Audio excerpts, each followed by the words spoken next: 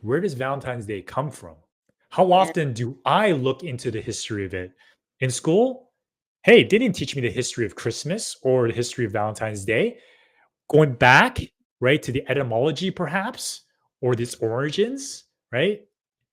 What am I truly celebrating here? Am I conscious aware of it? Because I'm also giving energy to it based on how it's been morphed and changed over the centuries and decades, right? Yeah, what did you find out? It's a little scary, and sometimes on the internet you don't know what's exactly true, but back in the days of yore, there's some pretty crazy stuff that went on. What's your summary of it? Yeah. Well, it's quite The violent. I prison mean, we're Romans. we're we're quite violent people, right? I would say like all history points back to us being very barbaric. So basically, looking into it, I'm not an expert at this. Just looking into what I found and what I read is that Valentine's Day has its origins in the Roman pagan celebration called Lupercalia, and this involved sacrificing goats and dogs to this pagan god, right? This is actually Pan, a goat god, basically. And through the sacrificial of that animal, they would create a whip from a thong from the goat skin, and they would run around the streets drunk, whipping any woman they could find, and the woman will receive this because they believe that by receiving the lashings, it'll increase or make them fertile. So they'll expose bare skin to get whipped by these men in the streets. Also, they had a lottery, a matchmaking lottery, where the young woman in the villages and the towns will put their name in to be drawn randomly and paired up with another man. And they would be match made to do whatever they want on that day. Okay. And most of them, they ended up getting married. Right. So then you have this like festival full of lust and sex and whatever being celebrated originally from this Valentine's Day. Then it morphed into this, they tied it to this Christian priest, Saint Valentine's, who is just a priest wanting to get young men married because they wanted to. So they asked this priest to marry him. And the Roman emperor at the time, Claudius II, said, hey, you can't do that because we want strong men. And they believe strong men couldn't get married. That for men to go to war, be good soldiers, they couldn't be married. And so he got executed. And they tied that day to Saint Valentine's. So it's kind of interesting, isn't it? There's a lot of when you mentioned the deadly sins, right, playing a part in creating this holiday. It's very interesting as an invitation to look into truly what am I truly celebrating here, right? What do I want to celebrate in my life?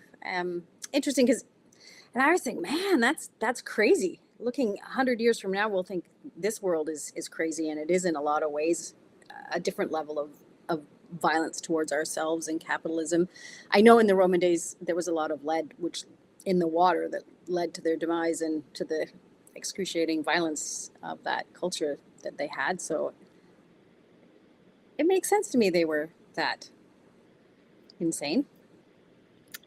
But today, what kind of violence do we see?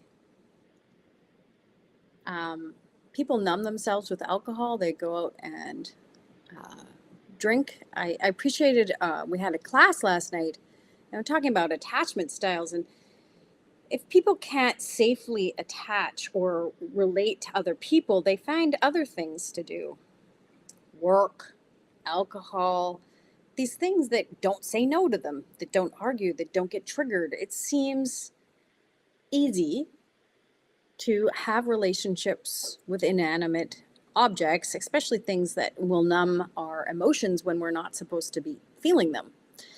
Growing up, the other thing they didn't teach us in school is what feelings were, what emotions were.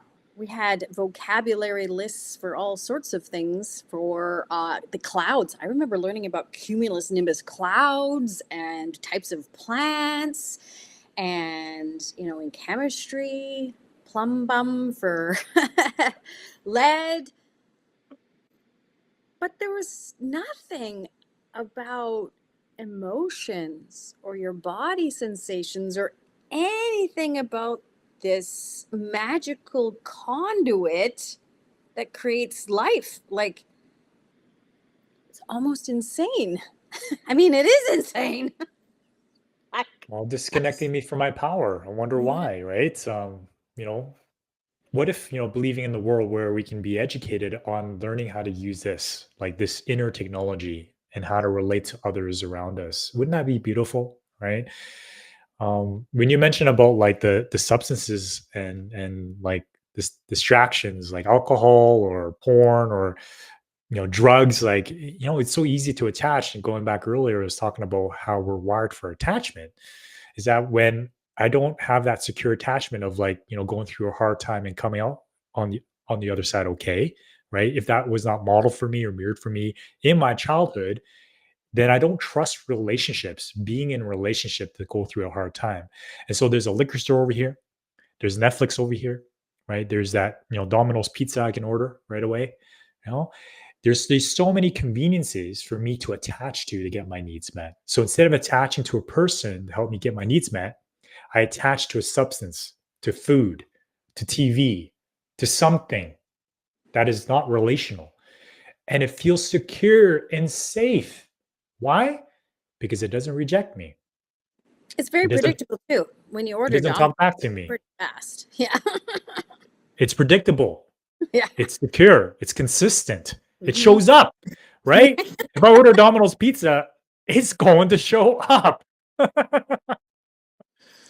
So it's easy. So it becomes a pseudo attachment that I get my needs met, but it's never fulfilling. It's never full because it's not real. It's a false sense of security because it's just an experience. It's not relational. And everything that we do as human beings, because we're wired for connection, and that co-regulation is necessary for our survival, meaning regulating with each other's nervous system, then I'm not satiated, right? I'm always like looking for more. Yeah. Yeah, it seems to be in our culture that we're taught to dysregulate each other. Mm. We have no idea what's safe, secure, emotions and feelings. It's all about division, judgment, expectation, obligation, duty, shaming, blaming, and all of these things that disconnect us. And how do we have good relationships when we're doing that? Mm. Makes it hard. And we're Yeah. just we're just giving cards that pretend that we feel something or what we think we should feel. But like I said, for 20, 30 years of my life, I was like, how does this work? Like, how does this work?